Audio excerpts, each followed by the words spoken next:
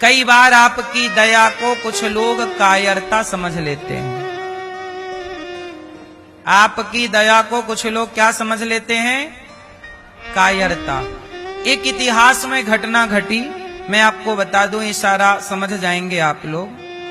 हमारे देश में मोहम्मद गौरी नाम का एक आक्रांता आया और उसने पृथ्वीराज चौहान से युद्ध किया और पृथ्वीराज चौहान ने उस मोहम्मद गौरी को लगभग 16-17 बार क्षमा किया। युद्ध में हरा दिया, वो फिर युद्ध करने आए, फिर हरा दिया। पृथ्वीराज चौहान ने फिर हरा दिया, वो फिर आए, फिर हरा दिया। लगभग कई बार हराया, कई और हरा दिया और उसे छोड़ देते। दया दया दया करे जा जाता है तेरे पे दया। दया किया।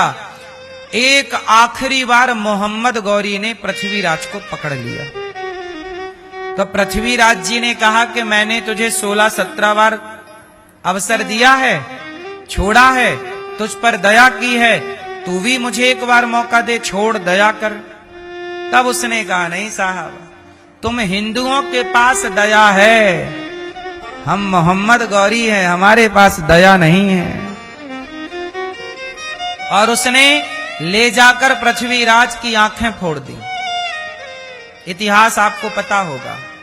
पृथ्वीराज की पत्नी का नाम था संयोक्ता। संयोक्ता के पिता का नाम था जयचंद।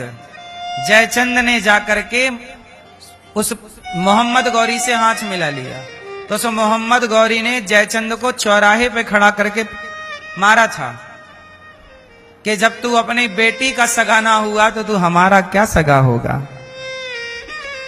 गद्दारी कर दी ना पृथ्वीराज के संग, इतिहास आप जानते होंगे। हुआ क्या?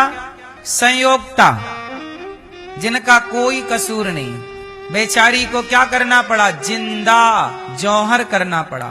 जौहर समझते हैं?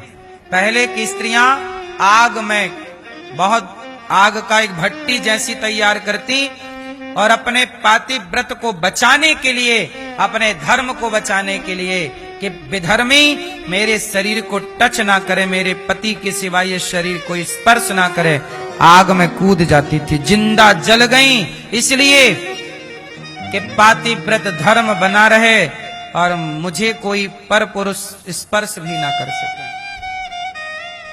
जिस देश में नारियां जौहर करके अपने पातिव्रत धर्म की रक्षा करती थीं, आज इसी देश में कुछ लोग लिविन में रह करके अपने जानबूझ करके पर स्त्री के साथ, पर पुरुष के साथ रहकर अपने आप को परोस रहे हैं और कह रहे हैं कि हम सही हैं।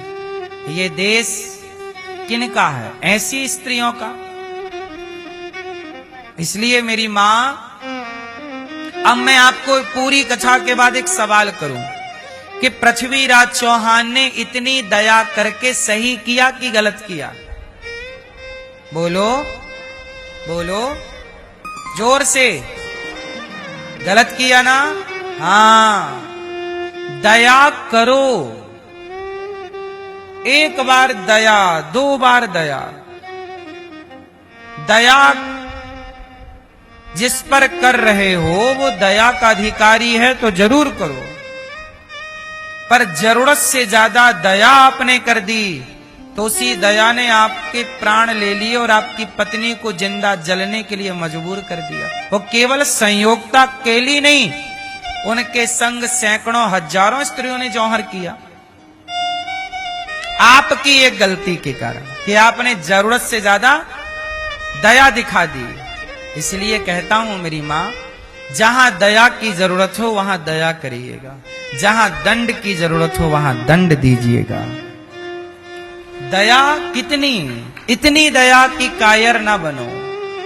आज हिंदू क्या कर रहा है? जरूरत से ज्यादा दयावान हो गया।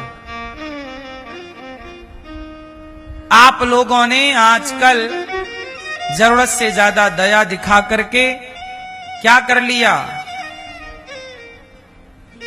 जो होता गया आप स्वीकार करते गए। आज हिंदुओं की स्थिति यह है कि भारत में हिंदू अल्पसंख्यक हो गया है। एक सवाल करूं आप लोगों से, बांग्लादेश में हिंदू रहते थे, अब कहां चले गए कोई नहीं जानता। पाकिस्तान में हिंदू रहते थे, अब कहां चले गए कोई नहीं जानता। कश्मीर से हिंदू खदेड़े गए, वो कहां कहां रहते हैं कोई नहीं जानता। इसी देश में ना ये सब कुछ हुआ। कल को आपके मोहल्ले, आपकी गली, आपके शहर से आपको खदेड़ा जाएगा, आप क्या कर लोगे? इसलिए कहता हूं कि अपनी बेटियों को झांसी की रानी बनाना सीखो, अपने बेटों को शिवाजी बनाना सीखो। और हम लोग महाभारत की कथा कहते हैं, साहब गीता भी पढ़ा करो मेरी मां, लेकिन गीता पढ़ाई कृष्ण ने अर्जुन को, और गीता से जब काम नहीं हुआ तो गांडीव उठाने की सलाह दी ना भगवान कृष्ण ने, हे अर्जुन उठा अपना गांडीव। जब ज्ञान से काम नहीं होता ना मेरी मां, कुछ लोग बातों से नहीं समझते, लातों से ही समझते हैं। कुछ गीता की भाषा नहीं समझते, गांडीव की भाषा समझते हैं। तो मेरा सवाल आप लोगों से है, ना तो आप लोगों के पास ना गीता का ज्ञान है ना गांडीव का ज्ञान है, आपके पास एक ही रास्ता है, बस भागो। कहां जाओगे भाग के? इसलिए सनातनियों को एकजुट होकर के आपस में जो लड़ रहे हो ना, जातवाद के नाम पर, ऊंच नीच के नाम पर, छुआछूत के नाम पर, ये लड़ाई बंद कर दो। ये लड़ाई सब सनातनियों पे भारी पड़ेगी, कहीं के ना रह जाओगे। इसलिए कहता हूं मिलजुल के रहो, इतिहास साक्षी है। ये 5 उंगलियां अलग अलग हैं, कोई भी तोड़ मरोड़ डालेगा, पर पांचों एक बन जाएंगे। और एक ठूंसा किसी को पड़ जाएगा, 32 बाहर आ जाएगी। जहां सुमति तहां संपत्ति नाना।